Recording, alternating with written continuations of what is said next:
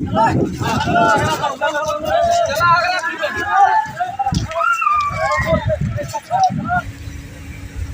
सरकार का एक फैसले ने लाखों बिहार वासियों को किस प्रकार से ट्रेन से सफ़र करने के बजाय बस से सफ़र, वो भी दर्दनाक सफ़र करने को बेबस कर दिया है, उसकी कहानी आपको मैं सुनाता हूँ। आप बीती सुनाता हूँ जो आज मेरे साथ घटित हुआ है। जरा सा आपको भी सुनना चाहिए, जरा सुनिए। हमने आपको शुरुआत में बोला कि केंद्र सरकार के एक निर्णय ने दर्दनाक सफ़र करने पर मजबूर कर दिया है। वो कैसे, आपको पहले बताते हैं, उसके बाद आगे बढ़ेंगे। केंद्र सरकार ने 10 दिन पहले एक निर्णय लिया, उनका जो रेलवे मंत्रालय है उसने एक निर्णय लिया कि जो रेलवे के अंदर वेटिंग सर्विस हुआ करती थी, वेटिंग टिकट का, उसको उसने बंद कर दिया। उसको बंद करने की वजह से आज हज़ारों की संख्या में जो प्रवासी लोग हैं, हज़ारों नहीं कहें आप, लाखों की संख्या में कहें, जो बिहार के सुदूर इलाके से, खास करके हम बिहार की जिक्र कर रहे हैं। हालांकि ये दिक्कतें सिर्फ बिहार में नहीं है, देश के अलग अलग हिस्से में भी हैं, लेकिन हम जिक्र कर रहे हैं सिर्फ बिहार की, चूँकि बिहार के सीमांचल से हम आते हैं। और फिर आज जो मेरे साथ घटित हुआ है उसको थोड़ा सा हम हाईलाइट कर रहे हैं ताकि आप तक ये बात पहुँचे और समझे कि किस प्रकार से केंद्र सरकार ने बिना बैकअप दिए ही इतना बड़ा उसने फैसला ले लिया। केंद्र सरकार ने निर्णय लिया था कि वेटिंग टिकट अब से अमान्य होगा, उसका कोई वैल्यू नहीं होगी। पहले क्या था कि हम लोग कहीं इमरजेंसी में तत्काल टिकट अगर नहीं बनता था या फिर जो जनरल रिजर्वेशन है वो नहीं बनता था तो हम लोग वेटिंग करवा लेते थे, और फिर जो स्लीपर हो या फिर एसी बॉगी में घुसकर वहाँ पर हम लोग टीटी से बात करके फ़ाइन दे करके सीट वहाँ पर मुहैया करवा लेते थे। वो सुविधा थी हमारे पास में, चूँकि हम लोग अक्सर एट रैंडम सफ़र करते हैं, एक अचानक सफ़र करते हैं, एकाएक करते हैं। कोई प्लानिंग हमारी होती नहीं है कि 2-4-5 महीने पहले हमने जो रिजर्वेशन है उसका टिकट कटा लें, उसके बाद फिर हम ट्रैवल करें। हमारा होता है एट रैंडम प्लानिंग। इसके साथ ही हम जैसे हज़ारों लोग ऐसे हैं जो अचानक सफ़र करते हैं भारत के अलग अलग कोने में, लेकिन उनके लिए जो सर्विस जो बंद किया है, जो वेटिंग सुविधा जो बंद किया है, वो बहुत ही दर्दनाक है। तो जैसे ही वेटिंग जो टिकट की सर्विस को केंद्र सरकार ने अमान्य घोषित किया, यानी कि अब वेटिंग टिकट बना करके आप किसी भी स्लीपर बॉगी में नहीं घुस सकते हैं, केंद्र सरकार ने उसे अमान्य घोषित कर दिया है। आप बनाते भी हैं तो जब तक टिकट कंफर्म नहीं होता है तब तक आप किसी भी स्लीपर या एसी बॉगी में सफ़र नहीं कर पाएंगे। उस वेटिंग टिकट को लेकर आप जनरल बॉगी में घुस सकते हैं और फिर वहाँ से आप सफ़र कर सकते हैं। इसके वजह से हज़ारों लोगों को काफ़ी दिक्कतें हो रही है। जनरल बॉगी लिमिटेड होती है, 5-6 होती है या फिर 7 के आसपास होती है, उसमें लोग ओवरफ्लो हो रहा है, लोग पर लोग चल रहे हैं, सीट कम है, लोग अधिक है, और जो तत्काल टिकट की सुविधा है मुश्किल से 100-150 सीट ही होती है तत्काल के अंदर भी, तो लोग वो भी बना नहीं पाते हैं। चूँकि मैं खुद पिछले 5 दिनों से तत्काल टिकट बना रहा था लेकिन टिकट नहीं मिली, और इसकी वजह से हमें एक दूसरा जो ऑप्शन है हमारे पास वो बस की सुविधा है, उसके माध्यम से हम दिल्ली जाने के लिए प्लानिंग किया। अब हमारे साथ जो बस के अंदर हुआ है, जो वाक़या घटित हुआ है, घटना घटित हुआ, आपको आगे हम बताते हैं।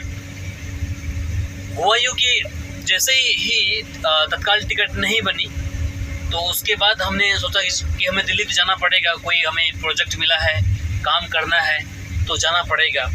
तो हमारे यहाँ से हम सुपौल और मधेपुरा, अररिया तीनों ज़िला के बॉर्डर क्षेत्र से आते हैं, सीमांचल क्षेत्र से आते हैं, तो वहाँ पर एक सुविधा है बस की।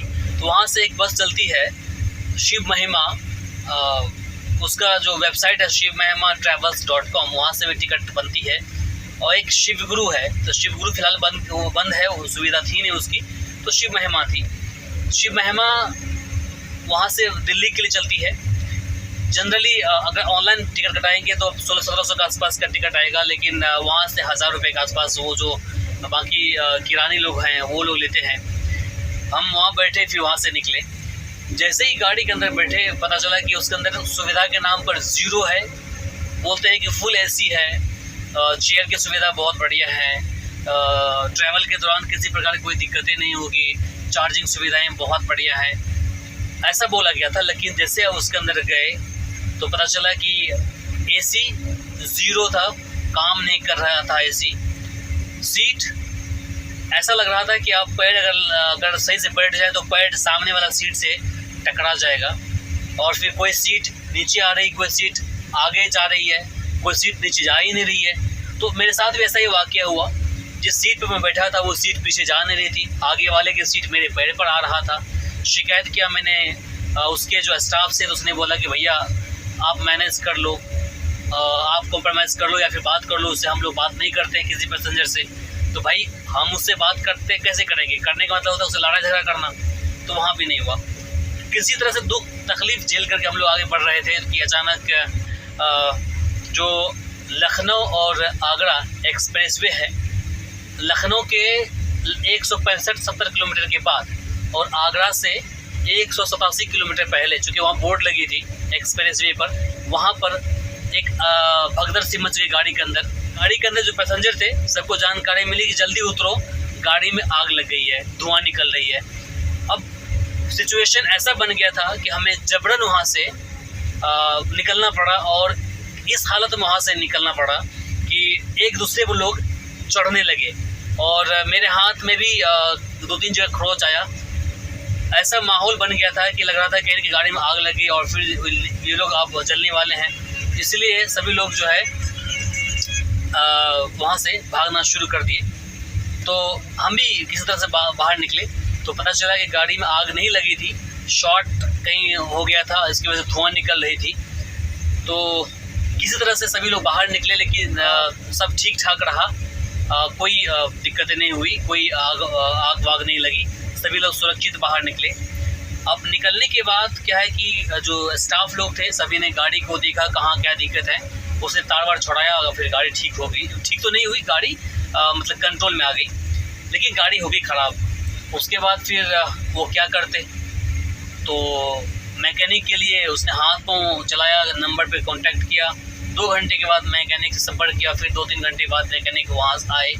8:30 बजे सुबह में गाड़ी ब्रेक डाउन हुई, और फिर लगभग 11:30 के आसपास मैकेनिक आए, और फिर उसने देखा कि गाड़ी में दिक्कत है, और फिर उसने सेल्फ जो होता है, स्टार्ट जो होती है गाड़ी जिस मशीन से, उसको बनाने के लिए आसपास के शहर चले गए 70-80 किलोमीटर, लेकिन वहाँ भी नहीं बनी। पता चला कि उसको नया ही लगाना पड़ेगा, या तो लखनऊ में मिलेगा सेल्फ या फिर आगरा में मिलेगा, और वहाँ से आने में कम से कम 4 से 5 घंटे लग जाते। तब तक में 4 बज गए, शाम के 4, और 4 बजे तक कोई सुविधा हमें नहीं मिली। तो अंतिम में हम लोग वहाँ से लखनऊ से जो बस आ रही थी उस बस से हम आगे बढ़े। इस दौरान बैकअप के लिए हमने शिव महिमा जो गाड़ी है उसके ऑनर को कॉल किया, उसने गलती मानी, लेकिन किसी ने बैकअप नहीं दिया, कोई रिस्पांस नहीं लिया। सभी लोग परेशान थे, बेचैन थे, महिलाएं थी, बच्चे थे, बुजुर्ग लोग थे। आप वीडियो में देख सकते हैं, हमने वीडियो बनाया भी है।